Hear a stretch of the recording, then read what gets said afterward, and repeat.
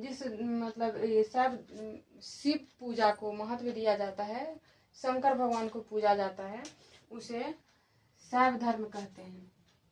ठीक है, इसकी साक्ष्य जो है सर्वप्रथम हड़प्पा सभ्यता की संस्कृति के जो अवशेष थे उनसे ये पता चलता है कि शैव धर्म के लोग शिव की पूजा करते थे और शैव धर्म के लोग थे, शिव को पूजा करने वाले भी लोग थे। ऐसा हड़प्पा सभ्यता के संस्कृति के अवशेषों से मिलता है और पता चलता है। तो ऋग्वेद में शिव को बहुत मतलब अलग अलग पुराणों में, ग्रंथों में शिव को अलग अलग नाम से भी जाना गया है। तो ऋग्वेद में शिव को रुद्र नामक देवता से संबोधित या वर्णन किया गया है।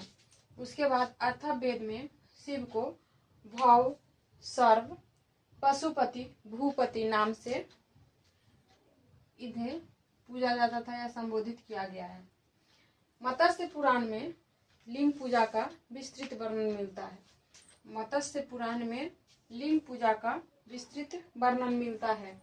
उसके बाद महाभारत में भी लिंग पूजा का वर्णन है। ठीक है, महाभारत में जो मतलब उसमें अनुशासन का जो पर्व कहा जाता मतलब बताया गया है, उसमें भी लिंग पूजा का। अब हम आगे देखेंगे। सतपथ ब्राह्मण में शिव के 8 रूपों का वर्णन मिलता है। ठीक है, ये सतपथ ब्राह्मण में शिव के 8 रूपों का वर्णन मिलता है। और गुप्त काल में त्रिमूर्ति नाम का वर्णन मिलता है, जिसमें ब्रह्मा, विष्णु और महेश मतलब शंकर भगवान, शिव भगवान का उल्लेख मिलता है। ठीक है, और तत्रीय अर्नायक में शिव की पहली पत्नी पार्वती का उल्लेख मिलता है। पहली पत्नी नहीं, मतलब पत्नी। तैत्तिरीय ब्राह्मण में शिव की पत्नी का नाम पार्वती का उल्लेख है। ठीक है, उसके बाद मेगास्थनीज ने शिव का उल्लेख डायोनिसिस नाम से किया है। मेगास्थनीज जो थे वो हमारे भारत में आए थे, ये विदेशी थे। तो उन्होंने डायोनिसिस नाम से इनका उल्लेख किया है। उसके बाद वामन पुराण के अनुसार शैव संप्रदाय की 4 शाखाएं बताई गई है। पशुपति, लिंगायत, कपालिक और कालामुख। ठीक है, ये 4 शाखाएं हैं शैव धर्म के। तो इसके बारे में अब हम डिटेल से जानेंगे। ठीक है, तो अब हम शैव धर्म के जो 4 भागों में उसको विभाजित किया गया था। तो उसमें से एक पहला जो है पाशुपत संप्रदाय। तो इस पाशुपत संप्रदाय के बारे में जानेंगे। शैव धर्म के जो 4 संप्रदाय है उसमें से पहला संप्रदाय है पाशुपत संप्रदाय। ठीक है, इसमें सबसे जो प्राचीन है वो पाशुपत संप्रदाय है। सबसे प्राचीन संप्रदाय पाशुपत संप्रदाय है।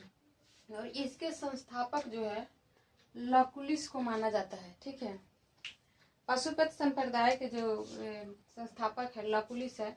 और शिव के 18 जो अवतार बताए गए हैं उसमें से एक इसको माना गया है, लकुलिस को शिव के 18 अवतारों में से एक माना गया है। ठीक है, उसके बाद इस संप्रदाय के अनुयायी को पंचार्थिक कहा गया है। पाशुपत संप्रदाय के अनुयायी जो है उसे पंचार्थिक कहा गया है। ठीक है, तो अब इसके दूसरे संप्रदाय के बारे में पढ़ेंगे। तो आइए देखते हैं। एक संप्रदाय है। ठीक है, इसका कपालिक संप्रदाय। शैव धर्म का जो दूसरा संप्रदाय है वो कपालिक संप्रदाय है। ठीक है, तो अब इसके बारे में जानते हैं। कपालिक संप्रदाय इष्ट देवता, इसके जो इष्ट देवता थे, जैसे किसी भी संप्रदाय में जो जिस देवता को मानते हैं वो इष्ट देवता होते हैं। तो जो कपालिक संप्रदाय के जो लोग थे वो जिस देवता को मतलब शैव के जिस रूप को मानते थे उनके इष्ट देवता वो भैरव थे। ठीक है, शैव धर्म के कपालिक संप्रदाय के जो लोग जिस देवता को मानते थे उसे भैरव कहा जाता था, और भैरव शिव के अवतार थे। ठीक है, इस भैरव को शिव के अवतार ही माना गया है। उसमें भैरव को इष्ट देवता माना गया है कपालिक संप्रदाय में। ठीक है, जो शिव के ही अवतार थे। उसके बाद इस संप्रदाय का जो प्रमुख केंद्र था श्रीशैल नामक स्थान था। ये श्रीशैल नामक स्थान था वो कपालिक संप्रदाय का प्रमुख केंद्र था। ठीक है, तो अब आइए इसके अगले संप्रदाय, तीसरा संप्रदाय के बारे में देखते हैं।